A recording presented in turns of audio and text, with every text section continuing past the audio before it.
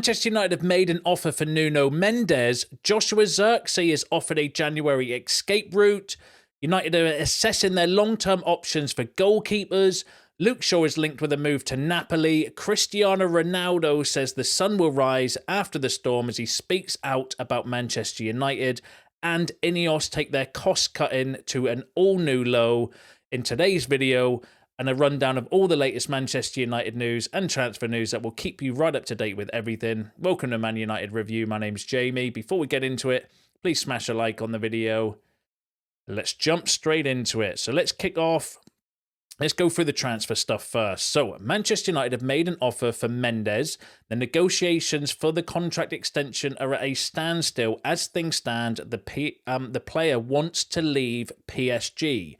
Now, that was the headline that came from Fabrice Hawkins. Now, Fabrice Hawkins is a very credible source. He was spot on in the summer when it came to Lenny Yoro. I think he actually broke the Lenny Yoro story and was very good when it came to the Ugarte situation as well. So a really credible source when it comes to PSG French kind of transfer news. I think he actually broke it before Fabrizio Romano in the summer as well. So definitely one to pay attention to. I'm going to give you the full kind of report though, because it's important you have the full information, because that's the headline, but again, we'll go through the full kind of stories, and then I'd love your opinions and your thoughts on this. So the negotiations for the extension of Nuno Mendes are at a standstill. As things stand, the player wants to leave PSG. Manchester United have made an offer, and the pressure of the English does not leave the 22-year-old fullback indifferent. Other clubs will position themselves. The leaders of the capital club still hope to extend his contract, which ends in 2026, and do not want to hear about a departure this winter. Nuno Mendes believes that the salary offered by PSG does not correspond to his status as a starter, to the point that the former Sporting player now sees himself elsewhere. PSG are not going to give up. To be continued. So that's really interesting kind of update coming from Fabrice Hawkins, again, who is a credible source. Suggesting that there's, reading between the lines, PSG are in contract negotiations with Mendes about extending his contract because he's only got about 18 months left. It runs out in the summer 2026. But according to Fabrice Hawkins, United have made an offer that was probably higher than what PSG are currently offering, which he's then kind of felt like, actually, no, maybe I would prefer to take Man United's offer.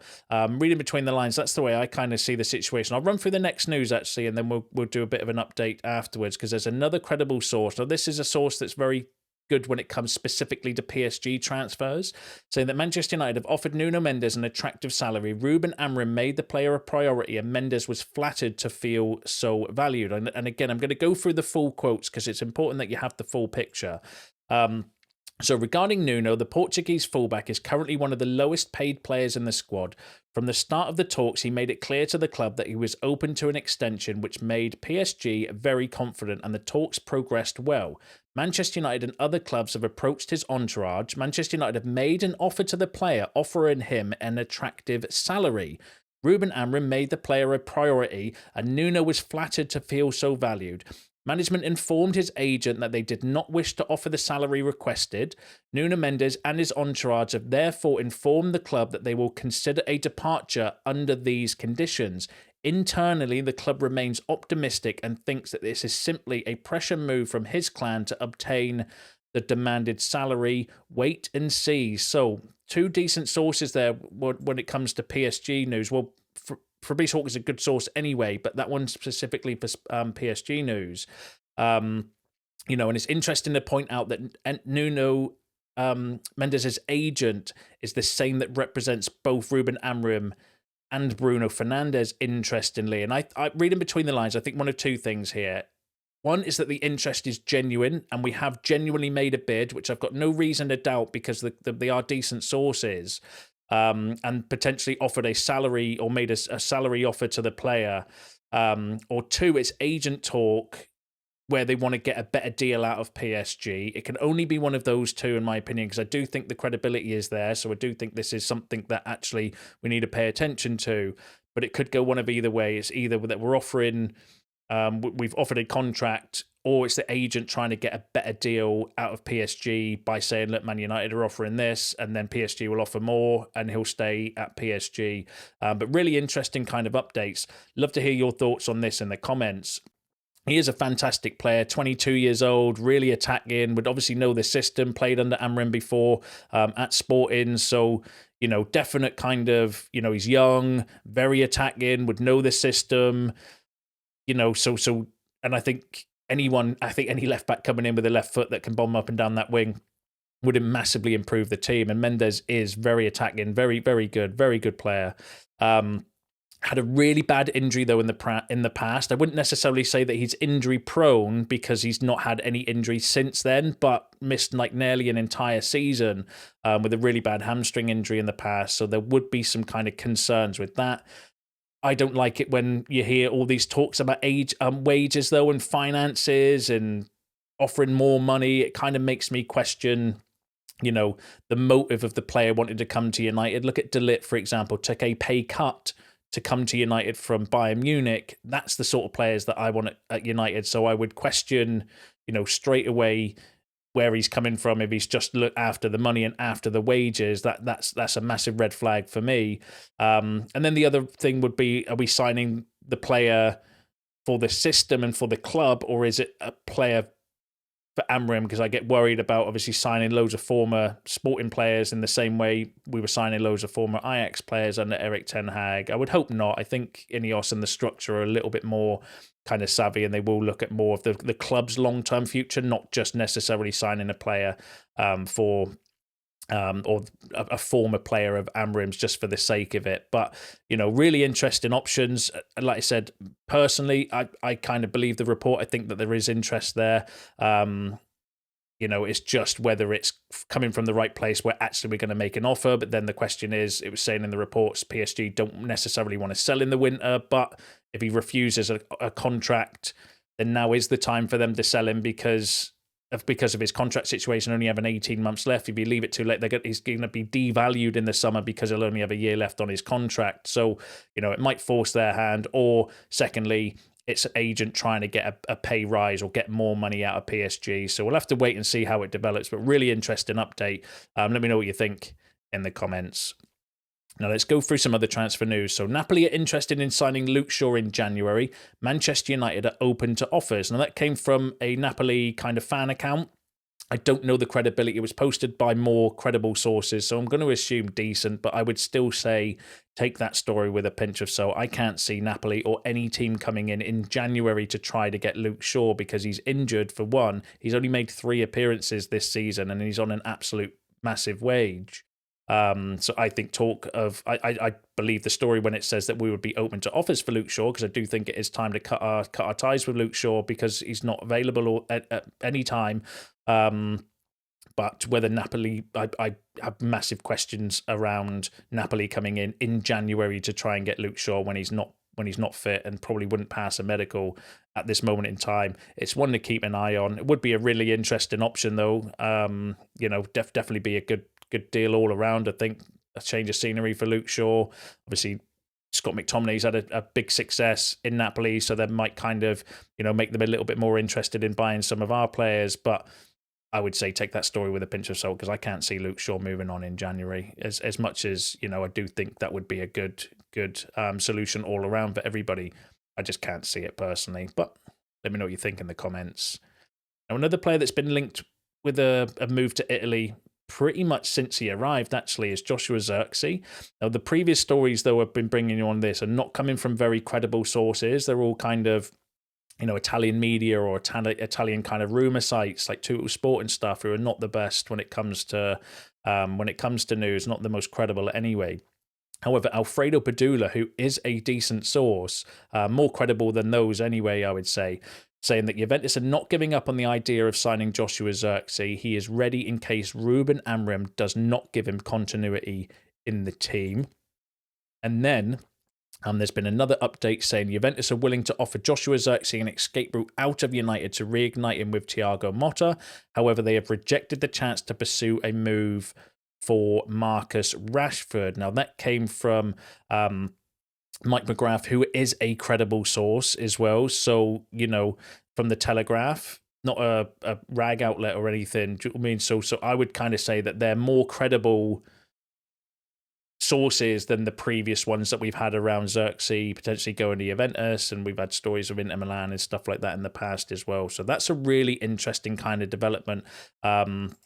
You know, I would still want more credibility before wanting to discuss it further. But let me know what you think about that in the comments. What would you do? Let me know, actually. It'd be interesting to hear your opinions on Joshua Zirkzee. Personally, I'd want to give him a bit more time. I think writing off a player so soon, you know, it's a difficult league to come into. He's a young player. I think his profile is not necessarily, we're not playing to his strengths, I don't think necessarily. But then, you know, on the flip side, if he wants to go back, if he's not happy and he's not settled, then maybe you do need to bite the bullet and just put it down as one of those mistakes, as long as you can get the same amount of money back. Because I don't think he's necessarily gone down in value much at United.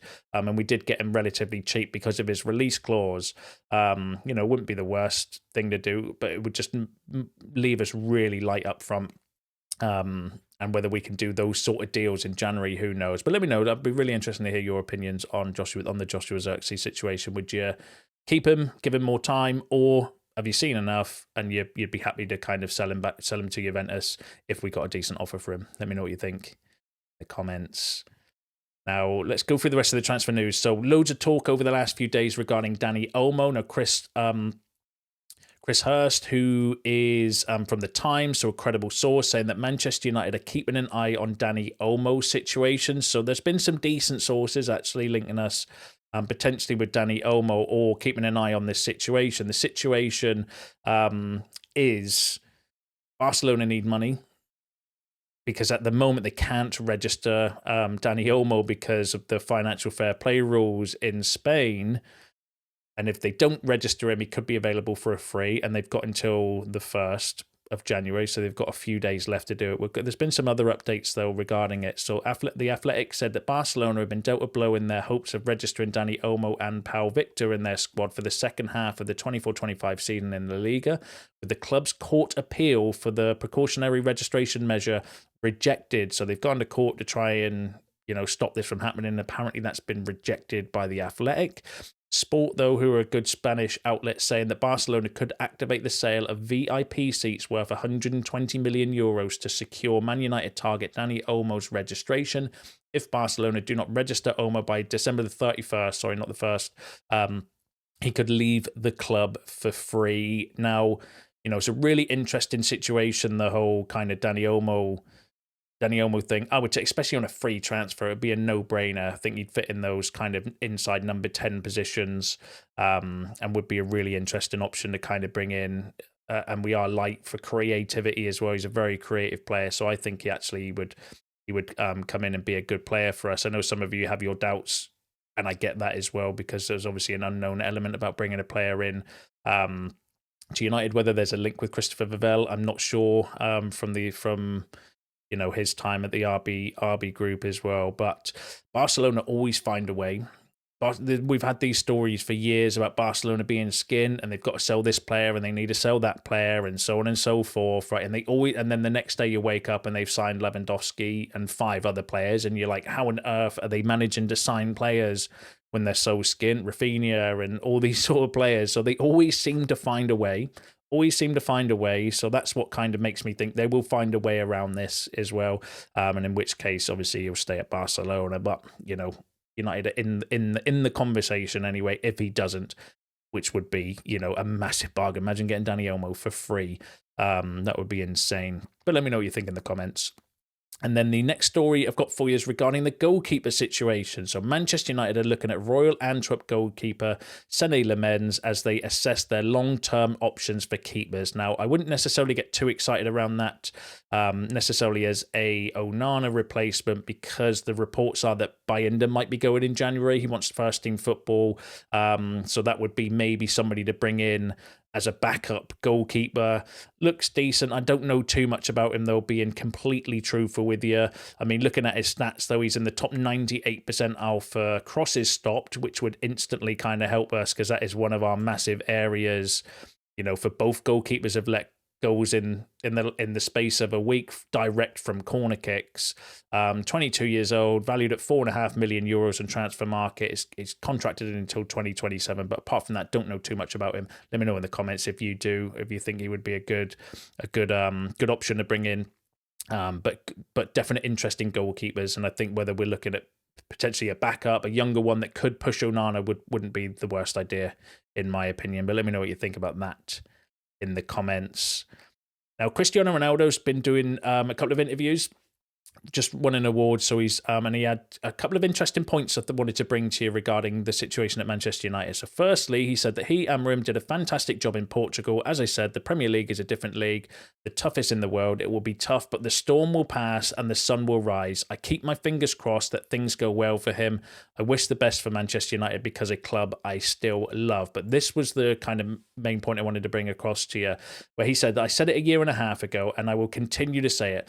The problem is not the coaches. I always give this example. It's like an aquarium. If you have a fish inside, it's sick. You take it out, you fix the problem, and you put it back in the aquarium. It will always be the same problem. It's the same at Manchester United. The problem is not always the coach. It's much more than that. So Ronaldo, again, coming out with comments suggesting that it's not necessarily the manager or the coaching or anything like that. The problem at United is bigger than that and above that. And whether Ineos can come in and change that, kind of like whether that's culturally or whether it's something that's kind of poisonous going on behind the scenes. So Ronaldo effectively saying it doesn't really matter about the coaches and stuff. They're not the problem at United. It's beyond that. The problems are bigger than that. And I kind of agree with what he was been saying there as well. But let me know what you think about that in the comments. And then the final story I've got for you is it's quite shocking, saying that so Jim Ratcliffe has cut funding to the Association of Former Manchester United Players, a trust supporting low-income players. Manchester United previously donated £40,000 a year, and the last two payments have not arrived. That came from a piece in The Sun where they basically said that they've had conversations with Omar Barada and they're not hopeful that this is going to continue, which is absolutely shocking.